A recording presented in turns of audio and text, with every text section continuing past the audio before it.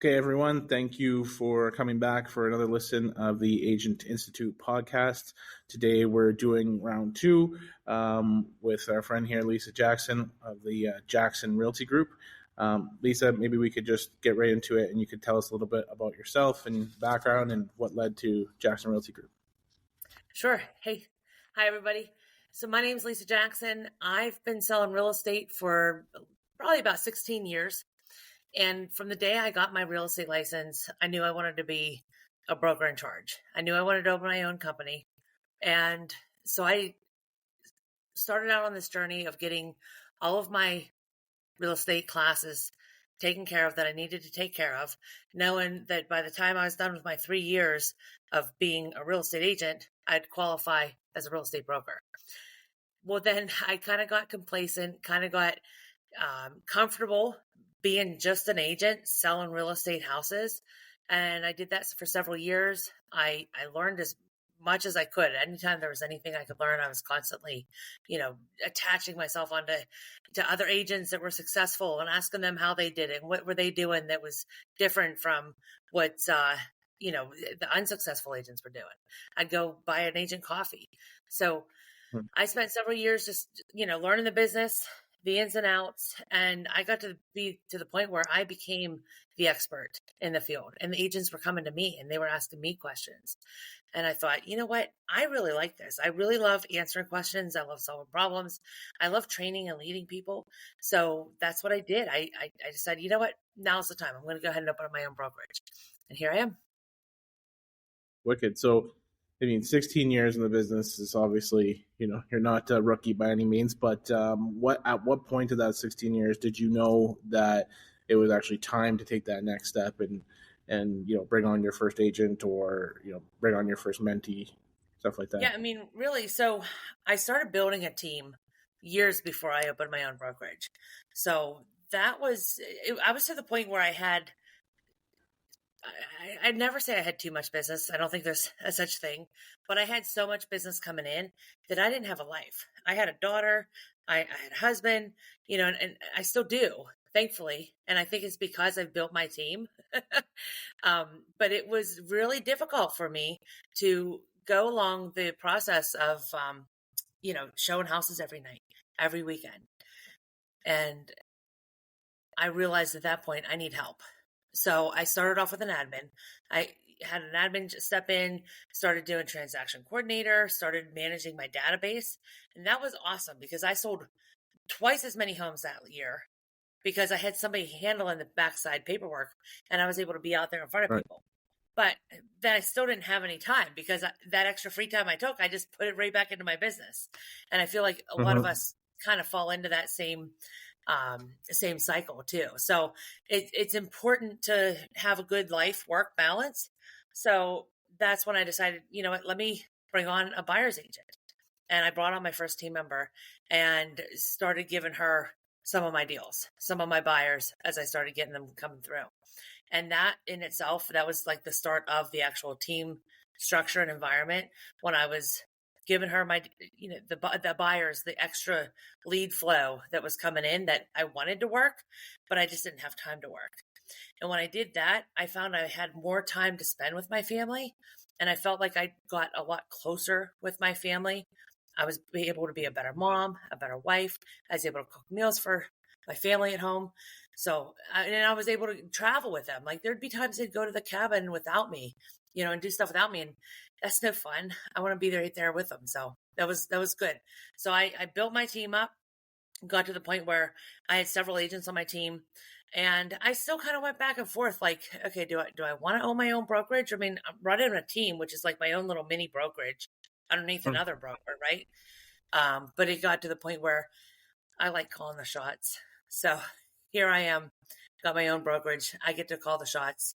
I get to make the rolls and help lead and direct the agents.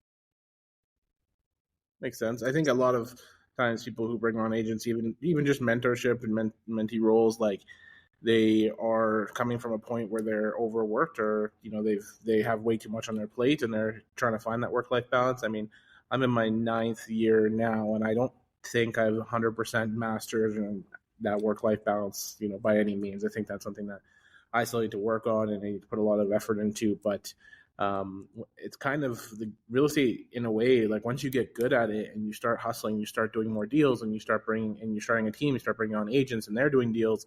It's almost addicting because it's like there's no cap to how much we can make. It's just how much time we're willing to give up to make that money. So it's just like, yeah, it's just I'll just do one more deal. I'll just do 10 more deals this year or 5 more deals this year, and you're constantly.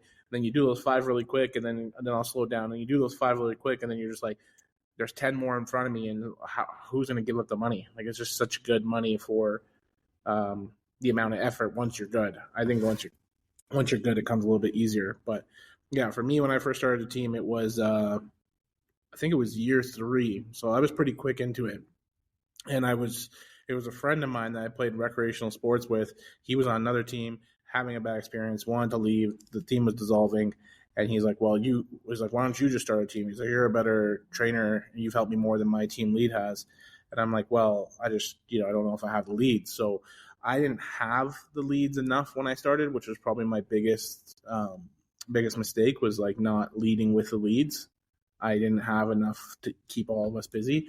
So I spent a lot of money buying and generating leads, which then cut into our bottom line a bit and slowed down our growth. So I think the way you did it organically, if I were to do it again, would be probably the way I would go. Um, so, Yeah. and then I wanted to ask you here, Go ahead. Go ahead. I was just going to say, like, I'm sure that we all know there's more to joining a team than the leads. It's the leadership, the direction, the encouragement, the accountability. That's a huge part of it. So, and I know, like, there's a lot of team leaders out there that just buy a whole bunch of leads, hand it off to their agents, and call it a day. But those agents aren't happy either. I mean, there's a lot that goes into the culture and the environment that you're providing for your agents too. Yeah, and I think I was probably just a bit novice on all of those things. Like 3 years in, trying to start a team, I see people in my marketplace that are, not even 12 months, and they're already got a team. They're recruiting people, and it's just like, what value are you delivering to the agent on the team, but also your consumer? You're preaching that you have this team to this consumer, and you're saying that you're all this value, and it's just like, I know that you're not delivering enough value to either ends of those because I was in your shoes and probably started it too early, and then I had to learn how to deliver value on both ends. And like you said, yeah, it doesn't all start with the leads, but I had to learn a lot of things. So I think more experience at the end of it all and would have naturally had more lead flow would have been a better route. I want to ask you here. So you said you were taking realtors a coffee when you first started. You were getting out in front of them, and asking them help. Like, how did you find that? Were the local realtors that maybe weren't team leaders or just like solo agents? Were they like abundant mindset where they wanted to help, or were they wanted to give some of that time to you, or how was that? Yeah, they actually were. Like, at first your mind, you think, oh, why are they going to want to help me? I'm their competitor, but like people love talking about themselves. And I mean, perhaps maybe there was a couple of agents that I asked that they just were like, they wouldn't say no, but they would just kind of blow me off, because they don't want to share their secrets. But for the most part, they all did want to like share. They want to see other people succeed. And, I come from the mindset of, if I can help my fellow realtors be as good as I am, then everybody wins. The consumer wins because the consumer is getting good, excellent service, right? And then us as the agent, we win because, we're going to be on a deal on the other side with them, and we're going to have a good, smooth transaction. Everything's going to go nicely. So at the end of the day, everybody wins when that happens. And I never really got any pushback. Just like I said, maybe the agent that would, kind of just blow me off or ignore me, but everybody liked to share. Yeah, that's interesting. Like, the reason I asked you because it sounded like you got that good experience. And when I was first starting out there, I was in my Remax brokerage at the time, and there was the week I started, there was a shuffling of like the brokerage manager and whatnot. The one guy left. It was this big scene, so he was supposed to bring me on and introduce me to everybody, but I got shuffled under the rug. No one even knew I was there until year 2 when I started doing deals. And they're like, oh, who's this guy who's doing all these transactions now? Then the broker started calling me and the brokerage owner started calling me and trying to keep me engaged and reselling me on the value of the brokerage. But every time I would go around the brokerage in the office, I'd ask people. I didn't find the abundance that you experienced. So that's pretty cool. And then now I feel like I'm trying to be that way. I mean, this is the whole goal of what I'm doing here is I'm trying to take that the opposite route because I don't think that anything in this business is a massive secret. A lot of this business is rip off and deploy. And it's just a little bit of, small, like we were here before, like small hinges swing big doors. And it's just like if someone's banging their head against the wall and I can give them one small tweak to get them into the next level there, I'd be happy to do it. So I get agents who call who aren't on our team now who just want to get, a little bit of guidance. They'll have a question. They'll ask me questions about, hey, my broker said this, my team said that, or this mentor of mine said that. Like, what is this real? Because it seems funky to me. And then I give them, my opinion for what it's worth. I mean, I always say it's with a grain of salt, but my opinion, and I try and help people. So it's cool you got that abundance when you first started out. Yeah, absolutely. I think it's persistence, and that pays off. If I had stopped at the first one that just kind of like shrugged me off, then, then I would have the same outlook as well too. Yeah, definitely. So what brings people towards you and towards your culture, do you think? So I feel that agents overall, they look at me as a leader in the industry. I definitely have more knowledge than the average agent for sure. And I feel like I have more knowledge and understanding of the industry and the business and the day to day go to stuff than even the average broker sometimes. I mean, it just shocks me sometimes whenever I'm talking to an agent and they're telling me that, so and so, their broker is, saying that this is the way they interpret the form. And I'm like, no, that's totally not right. And I belong to the board of realtors, or I'm on the board of directors at the local board of realtors and also at the state level as well too. So I'm involved with a lot of stuff that's going on that level. But most importantly, like I really like the forms. So like call me a forms geek, but I love the forms. I love diving in. I feel like every answer that you ever need in regards to an issue and a transaction is in the forms. You just got to know how to read through it and interpret it. And, Right. a lot of agents don't want to read through the forms because it's boring. It's not what they want to do. So, anytime agents have questions, they'll call me. I'll have agents from other brokers call me. I have agents, that when I was at an office, and I had my own team, I had agents outside of my team call me. A lot of people would just look at me as an industry expert, and I'm also like that sounding board. Like a lot of agents tell me, like, Lisa, I just called you because I'm all fired up and worked up over this and I'm feeling really high anxiety over this situation. And I knew just calling you would make me feel better.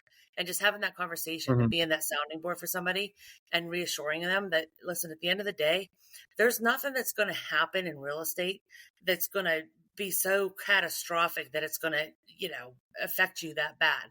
So at the end of the day, just take a deep breath, slow down, and let's talk it through. Yeah, definitely. That's one thing that I have as well that I try and lean on is the knowledge base.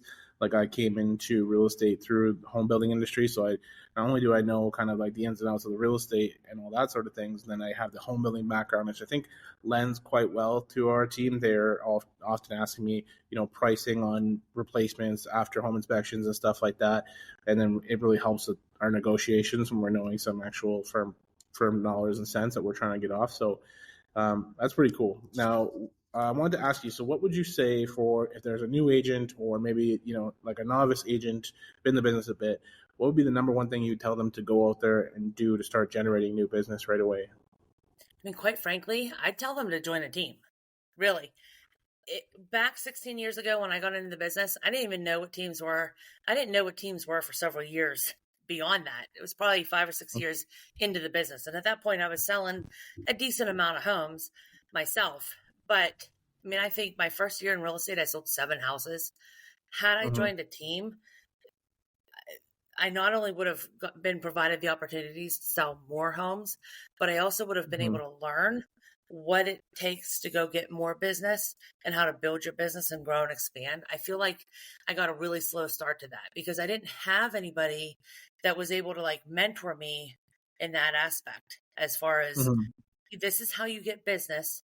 This is how you keep up with your database and the people that you know in your sphere of influence, these are the things you want to do. This is how many times you have to contact them every year. This is when you get a lead that comes in. This is the follow-up schedule. This is how often you need to follow up with that lead. It takes 24 attempts on average to actually get in touch with a lead that comes through. So these Mm-hmm. are things that I wish that I would have known when I started. And had I joined a team, I would have gotten to where I wanted to be in my career way sooner than I did. But Lisa, what about the commission split? Like, Oh my God. what are we going to do? Yeah. So, you figure that first year in real estate, I sold 7 houses, right? Yeah. Had I joined a team, they easily could have given me another 10 more deals. I mean, I still would have Mm-hmm. sold those 7 houses, right? That was my business. And then I would have had other business coming in. And then not only that, like there is value to the knowledge and the skill sets that you're going to learn from Mm-hmm. having a mentor, like a team leader guiding you. Yeah. So yeah, I totally would have paid for that. I didn't like when I first started, I wasn't on 100% split anyway. I started Okay. off at a 50-50 split at the brokerage I was at. And, you know, so, and that was me doing it on my own, Right. but that was 16 years ago. Things are a little bit different now. You could be fresh out of school, go join a brokerage that's 100% commission, and you could sell your own deals and bring home 100% of that commission. But is that all you want to sell? Is that all you want to do? Do you want to expand and Mm-hmm. grow your business? Do you want to sell more homes? If you want to do that, then I say don't worry about the commission split. Yeah. I mean, to me, why I didn't join a team when I first started, and I should have, and I had a great opportunity to join the top team in the marketplace at the time. And I was commission splits for me. I was too, naive to what I would learn. And then I was thinking, oh, I'll just figure it out. A few months into the business, I was asking other realtors for help, and no one really had the time to help. And I was like, well, maybe I should join that team. But I did like you said, I think mine were 6 or 7 transactions in the first year, same amount, and I definitely could have made more. I probably could have shaved 2 years of learning off my career in 6 months with the team, at least with that team, at least 2 years of struggling and trying to figuring it out. And I was buying leads from here or there. Like, if I were to say for one thing, like if people take any advice, like these guys, once they get our phone number online, which we put out there publicly so that we can attract business, all these lead generation guys call us all the time, right? They're going to start hammering your phones. And if they haven't done already, expect it to start soon. But like, there's a lot of things when it comes to buying leads that people don't understand. Like, it's like, oh yeah, buy 100 names or buy 100 numbers. And I'm like, is that an exclusive list or is that being sold to 10 other agents as well? Because I was buying lists of 500 numbers or 100 numbers, not knowing, like what you just said, it took 24 contact attempts. In our market, it takes 28 contact attempts is what we're finding. So I didn't know it took 28. So I would call each number, once, and I maybe called a handful of numbers twice because I seen, something that I liked about their name or I liked their number a little bit more than the other ones. And I didn't know, hey, can you guys stop calling us? And what are you talking about? And first time I called you, then I get to this lead generation service. I'm like, oh yeah, we can sell these. We sell these full lists to everybody. So if you feel like you're going to take some advice from us and it's 24 to 28 contact attempts, if you can derive that from what we're talking about, and you're going to buy a list of names, make sure you're at least buying an exclusive list of names from that service provider. Now, it's never going to be 100% exclusive because if a lead signs up on one website, they sign up on 8 others because they're willing to sign up at this point. So it's never 100% exclusive, but at least it's not from the same guy, from the same party that you're buying them from. So one, I wouldn't even get into buying leads again if I was new in the business. I think I burnt a lot of money there. Like I started off my first year, I had 60 grand in my account. I'm like, yeah, I'm going to start my new business and be in real estate, be by myself. He sold 6 houses, got those commissions, got hammered by the Remax fees, bought a bunch of leads, wasted a bunch of money. And with my original 60K and the money I had earned in my commissions, at the end of the year, I had 15 grand. So I really lost it. I really did not figure it out that first year. Leads are so expensive. And so many times I hear new agents, they're struggling. They don't want to join a team because they don't want to give up the commission split. Okay. But then they don't want to spend money to buy leads. And then they're complaining they don't have any business. So Mm-hmm. go out and buy leads, and you're going to experience what you just experienced there, where all your money at the end of the year, what did you end up really making? Right. Okay. Yeah. Or you can get aligned with one of these other companies that'll give you leads and you don't have to pay them until it closes. You pay them a referral fee, right? When it closes. Yeah. And how many leads are you actually getting for that? And oftentimes those sources, they're sending it off to 3 other agents as well too. So not only Mm-hmm. are you, you know, having to pay that big hefty referral fee at the end, oftentimes, it could be like 33, 35, sometimes 40%. And Mm-hmm. you have to compete with other agents to get that business anyway, right? Yeah. Joining a team, you're giving away, for example, maybe 50% of your commission versus the 35% you'd be paying that referral fee, right? Yeah. So 50%, okay, but you're not only getting that lead, but you're also getting the mentorship, the guidance, the training, all of the resources available to you. Like I've got listing guides, buyer's guides, all sorts of different flyers and pamphlets that my agents can just print out, take to the appointment with them, hand it off, email it over, and it's professional, you know, Mm-hmm. and it's branded, it's got their face right on it.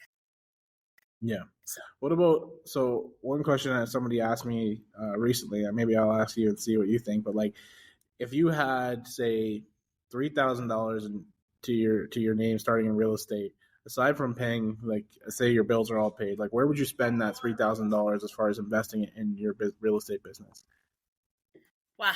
Like I'll give you mine. What I told him my best money spent was open house signs. That was the best money I ever spent. I bought 30 signs. It was like $2,000 because I got the big sandwich boards that were reversible and all that stuff. And those 30 signs have made me hundreds of thousands of dollars in Oh, yeah, commissions. Just off absolutely. those. Yeah, but you got to have the proper training on those open houses, though, right?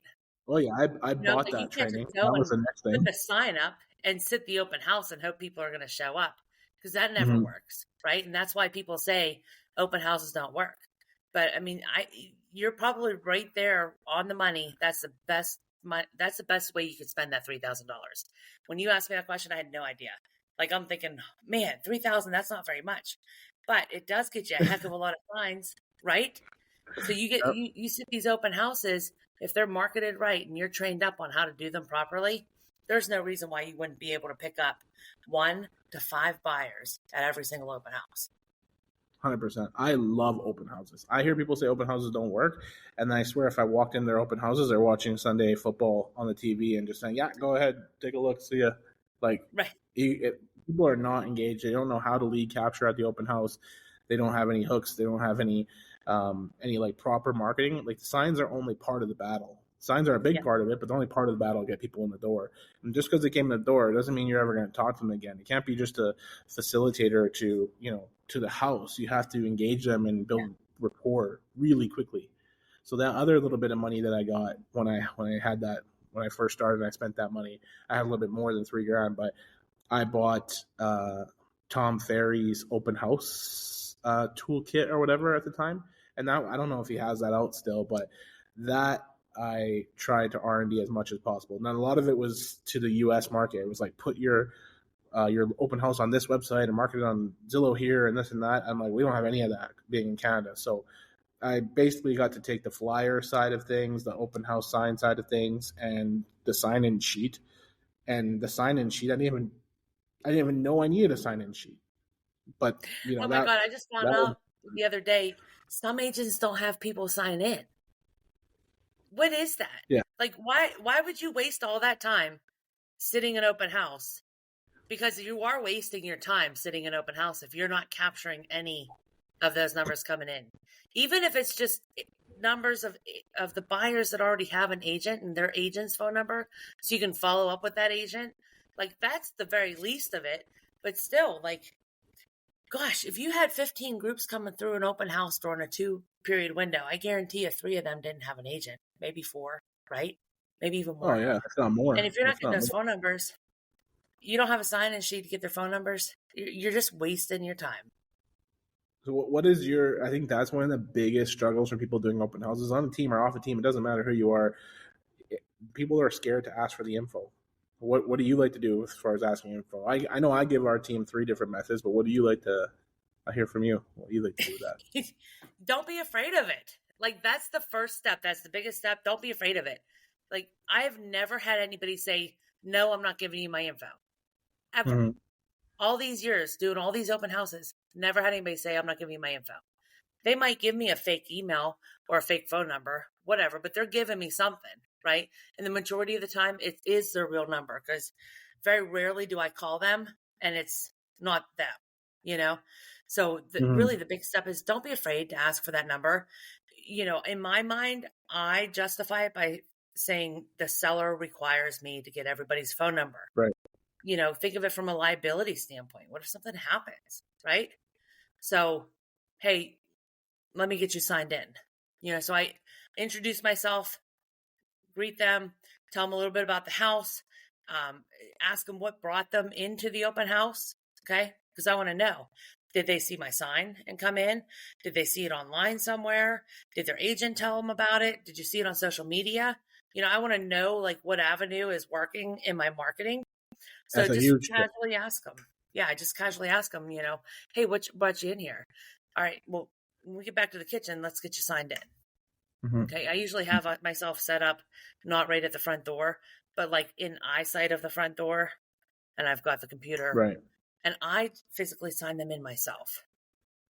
If it's That's going to be a another huge really tip. busy, yeah, if it's going to be a real busy open house, then I might print out the sign-in sheets, so I have a couple of them going. If you're just one agent working an open house and you got a 2-hour window and you've got 20 to 30 groups coming through, you may not be able to talk to everybody.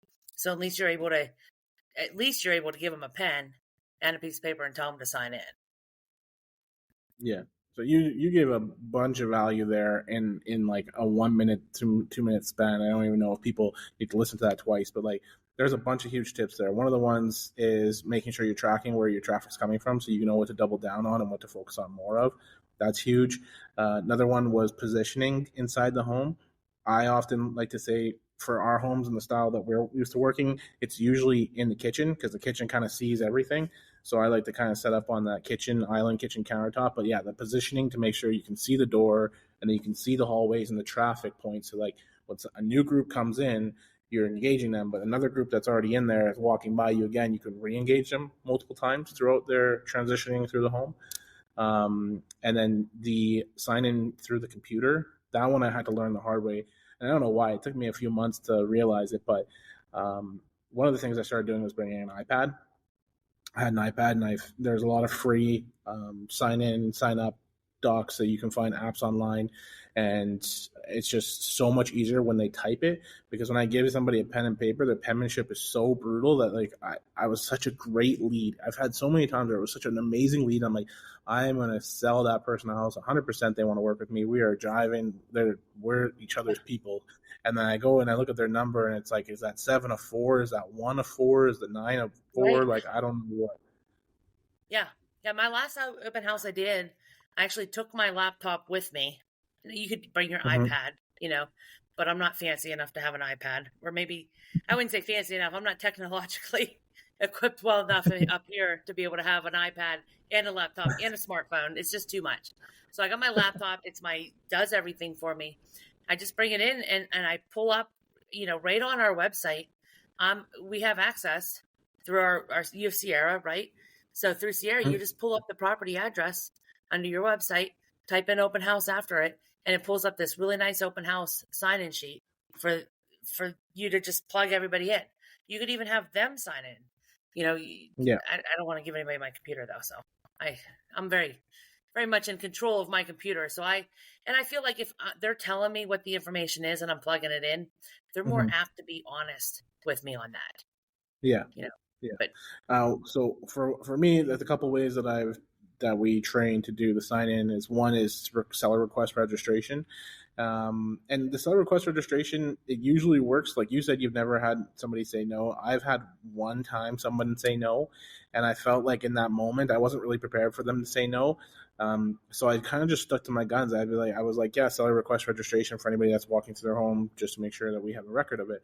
And they're like, oh, I don't want to register. And well, the seller, that's their, their one stipulation for having this open house. I'm like, well, I'm not going to sign in. And then I had to say, well, the door was the way you came, and that Yeah. person I had to turn away. But I was kind of okay turning them away because and I wasn't prepared for it, so I don't know if I would have done it differently thinking about it later. But like, I was okay turning them away because they were so hard to get their number off them. Now, how hard would they have been to service later in a transaction, anyways?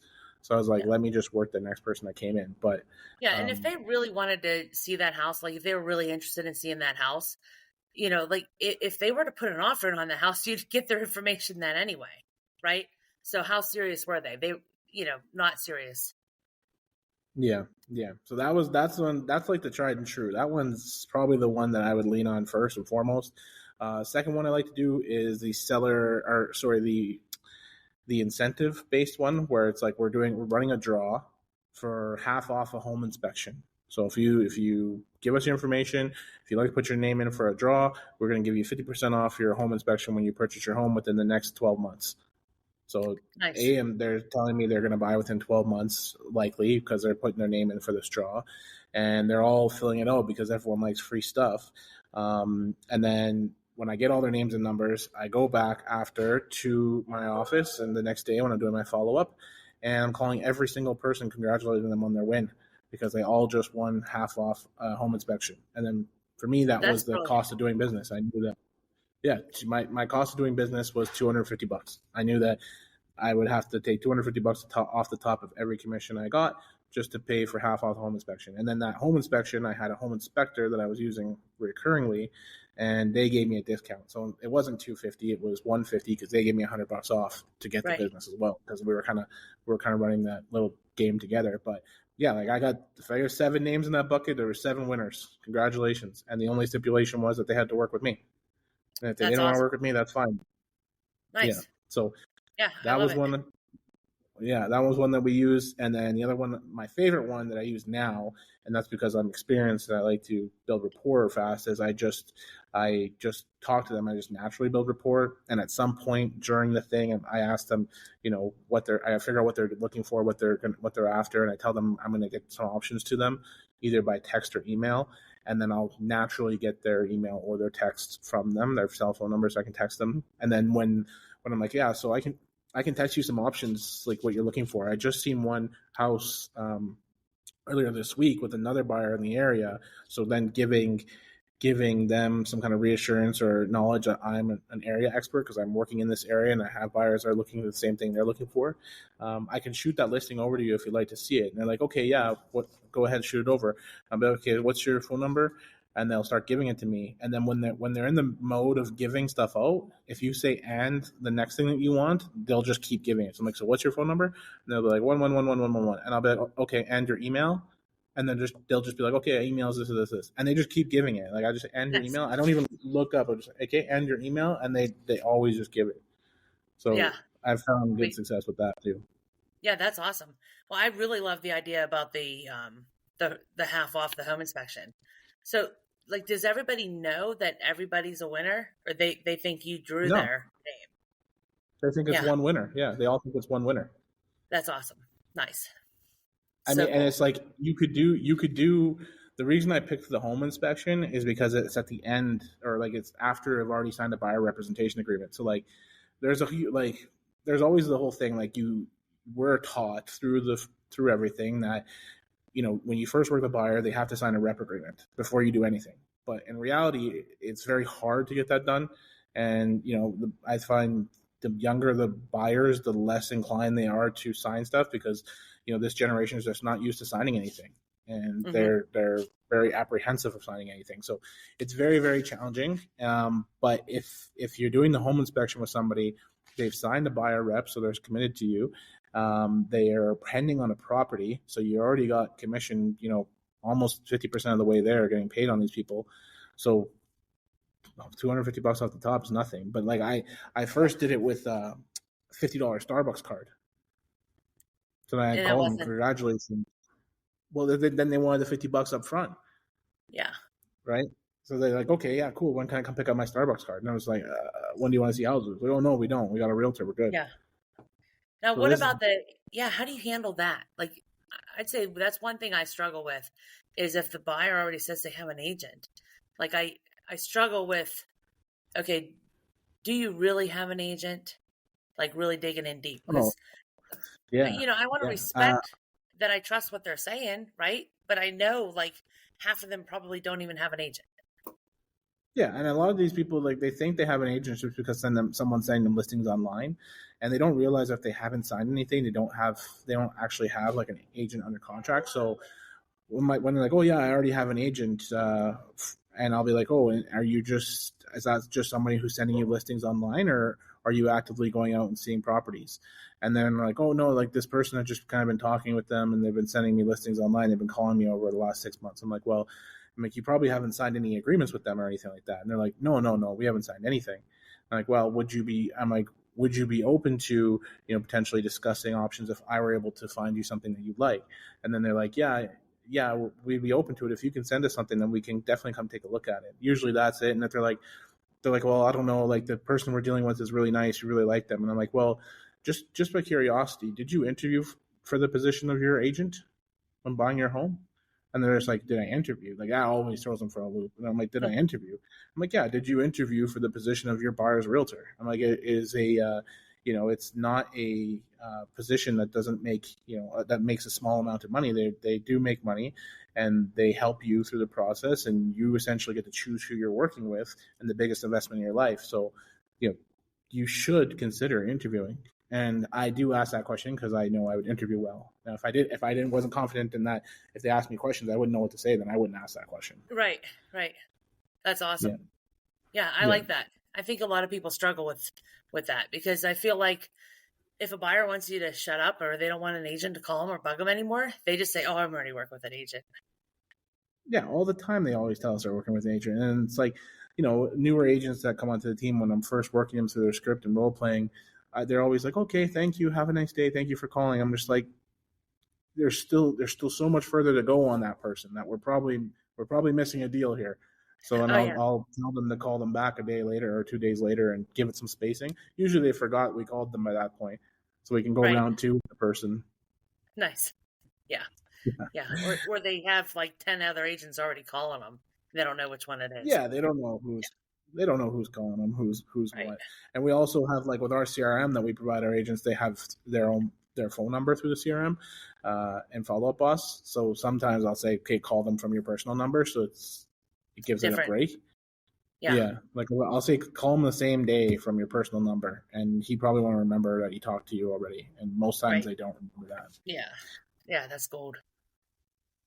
Okay, awesome. One more question, I think, here, and then we'll kind of just wrap up. So, um, what strategies do you employ to build relationships with your clients? Like good, strong relationships, repeat and referral business. What are your kind of main one or two strategies for that? I mean, really just getting to know them on a personal level and connecting with them on that personal level. That, in my opinion, that's the key. I Mm-hmm. struggle with that because I'm very introverted. I like my space, Mm-hmm. so when I'm working with customers and clients, or I do phone calls. Like I'll call my past clients just to check in, see how things are going. I'll usually call them in the morning time because half of them don't answer. More than half of them don't even answer their phone. And I Yeah. just say, hey Cheryl, it's Lisa Jackson. Hey, you don't have to call me back, but I just wanted to uh, just let you know that if I got like some sort of event or something going on, I'll let them know about that. Or if I got a house that I just listed in their neighborhood, just wanted to let you know I listed 123 Main Street down the road if you wanted to take a look at it. Um, because I know you like to keep up on what's going on in the neighborhood. So different. Like I just look for an excuse to call people, and then I call Yeah. them. Take really good notes. So in my CRM, like on everybody that closes, take a note in there, something personal about them. So when you call them, you can reference back to it. I suck at remembering this stuff. You know, like I said, I'm introverted. So I'm not good at retaining all that stuff. So I have it in my CRM. So when I call them, I can reference back to their beach vacation that they took last summer, you know, or whatever it was that they told me. But get personal with them, Yeah. make it so that they feel that connection, and then they'll become a raving fan of yours. They'll refer you business. They'll send you people that, you know, and it's a consistent thing too. You want to make sure you're staying in front of them, not just like once a year.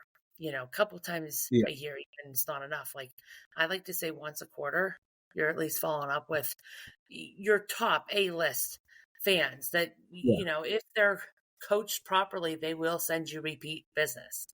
So you're Yeah. touching them at least 4 times a year, and it's on a personal level, you know, and reminding them, because you never know when their coworker or their friend or family member is going to buy or sell a house.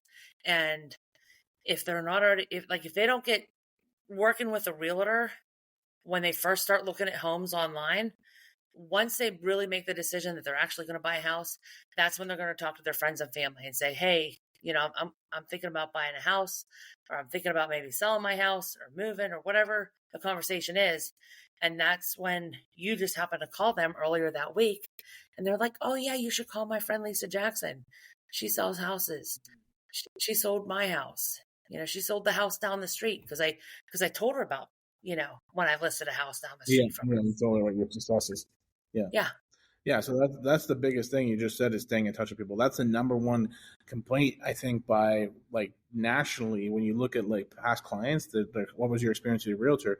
Oh, they were great all the way through because they don't know any different, right? Especially if you're first time home buyer, they have no other experience. So they think every experience that they got, other than if it was a total train wreck, was great. So as long as they got the house and they feel like they got a good price for it, they think it's an amazing experience. Even though someone who's better at real estate than the person who just started, who gave them the best they could give them, they're naturally might be better than that person. It might be a better experience, but they have nothing to base that experience off of other than the one they've had. And then the Yeah, and biggest quite thing they say, frankly, you know, they may not even have gotten the best price. They might know that they overpaid for that house, but they got the yeah, house. And that's the exciting part. yeah, yep. And then whoever delivered that, and that was their only experience. So they think that most of the time the review is, yeah, they were really great up until after. Like, I don't even know what they're up to now. I've never heard from them again, all that. So, like, that's where everyone's losing business. Like, a lot of people in the real estate game, especially like in the first couple of years, and the people who eventually, fail out of the business, I think, are the ones who aren't staying in touch with their sphere of influence and past client database enough. And that's where you're losing all your business. 100%. Because then someone like me is generating that lead from another source and I'm converting them because they have no relationship with you or they weren't referred to you by their brother that you helped sell the house for. But you could have just called the guy or did a little bit more for them throughout the process. And like, as far as leaving notes, like you were saying, this is huge in your CRM. If you don't have a CRM, you need one. But as far as leaving notes, like their birthday and all that is great. The home anniversary is a good touch because you're the only one wishing them a home anniversary.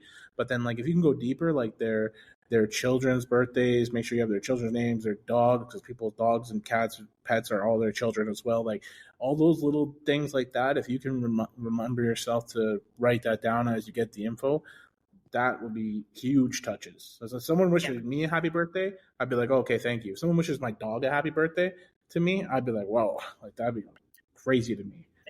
Yeah. I don't even remember my dog's birthday. My daughter does though. Like, I don't know how she's 9. She remembered, like, it was his birthday. She's like, today's Ike's birthday. I'm like, how do you even know this? Like, but she knew it. Yeah. I leave that to my wife. Those are numbers that she had. Those are dates she had. Yeah. Yeah. All right, Lisa. Well, thank you very much for giving us this knowledge today and sharing with us. Really appreciate having you on here. And yeah, I think if people listen to a few of those points that you said, there's gold lined in and all that. So there's some money making there. Like all that stuff you said. Yeah. Okay. Thank you very much. Have a good rest of your day. Yep. Thank you. See ya.